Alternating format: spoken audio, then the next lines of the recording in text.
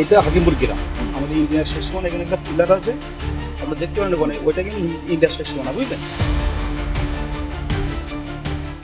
এখন বর্তমানে এমন একটা পরিস্থিতি আর কি, মানে বাংলাদেশের লোক আমাদের ইন্ডিয়া এসে ঢুকে গেলে যদি কিছু নিয়ে যায়, তাও আমার কিছু করার থাকে না। আমাদের সহজে তো চলে আসতে পারবে বাংলাদেশে, একদম ইজি ভাবে আসে, যেহেতু নিচে কোনো পুলিশই নেই, আমাদের কোনো সিকিউরিটি নেই এখানে।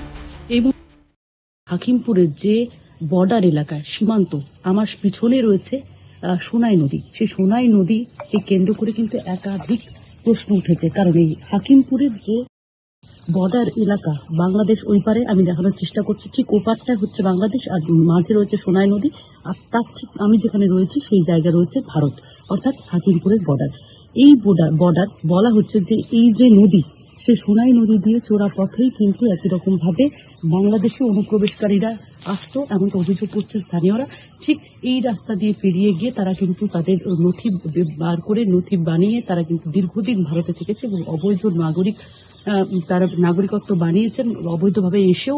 তারা কিন্তু এই দেশে, এই রাজ্যের বিভিন্ন রকম সরকারি সহায়তা তারা নিয়েছেন।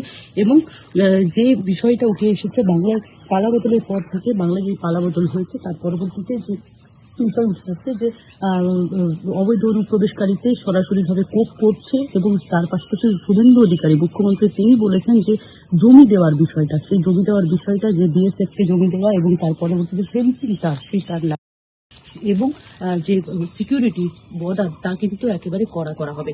সেদিকে দেখার এখন কতদিনের মধ্যে এই যে সিকিউরিটি চোরাপথে বাংলাদেশে অবৈধ কারবারিরা আসে, সেইটা কত তাড়াতাড়ি সম্পূর্ণ। হ্যাঁ বলছি, এটা হাকিমপুর গ্রাম, আমাদের ইন্ডিয়ার শেষ সীমানা। এখানে একটা পিলার আছে, আপনারা দেখতে পারেন ওখানে, ওইটা কিন্তু ইন্ডিয়ার শেষ সীমানা, বুঝলেন।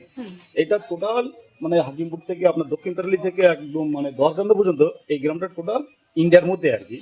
কিন্তু এমন একটা পজিশনে আমরা আছি, চেকপোস্টটা ওখানে বানানোর পরিবর্তে এই জায়গাটা টোটাল একদম বাংলাদেশিদের ঠেলে দিয়েছে, যেখানে আমাদের কোনো নিজস্ব সিকিউরিটি নেই।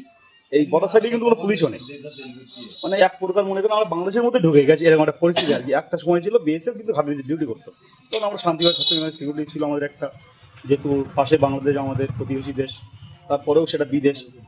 সেই ক্ষেত্রে দেখা যাচ্ছে আমরা অনেক সাবসিডি পেতাম। এখন বর্তমানে এমন একটা পরিস্থিতি আর কি, মানে বাংলাদেশের লোক আমাদের ইন্ডিয়া এসে ঢুকে গেলে যদি কিছু নিয়ে যায়, তাও আমার কিছু করার থাকে না। আমাদের সহজে তো চলে আসতে পারবে বাংলাদেশে, একদম ইজি ভাবে আসে, যেহেতু নিচে কোনো পুলিশই নেই, আমাদের কোনো সিকিউরিটি নেই এখানে।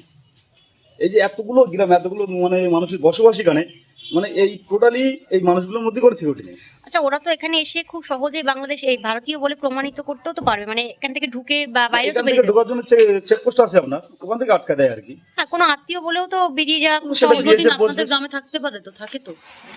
আপনারা তো দেখেছেন এখানটা মানে পজিশনটা কোন জায়গায় আর কি, টোটাল দেখেই তো এখানে এসছেন আর কি। মানে এই টোটাল 0 পয়েন্টের মধ্যে কোনো পেয়েছেন এখানে আপনাদের, কিন্তু মানে আমাদের যে ইন্টারনেট পিলার আছে ওইখানটায় আছে, আমি আপনার চাইলে কি দেখতে পারেন আর কি। ওখানে মানে সীমানা কিন্তু ওইখানটায়, তারপরেও এতগুলো সীমানাটা ছেড়ে দিয়ে ওরা চেকপোস্টে গিয়ে বসে আছে। Camera report, Banglahat, Hakimpur. আরো ভালো ভালো খবর দেখতে সাবস্ক্রাইব করুন বাংলা হান্টের ইউটিউব চ্যানেল। বাংলা হান্টের আরো খবর দেখতে নজর রাখুন। বাংলা খবর মানেই বাংলা হান্ট।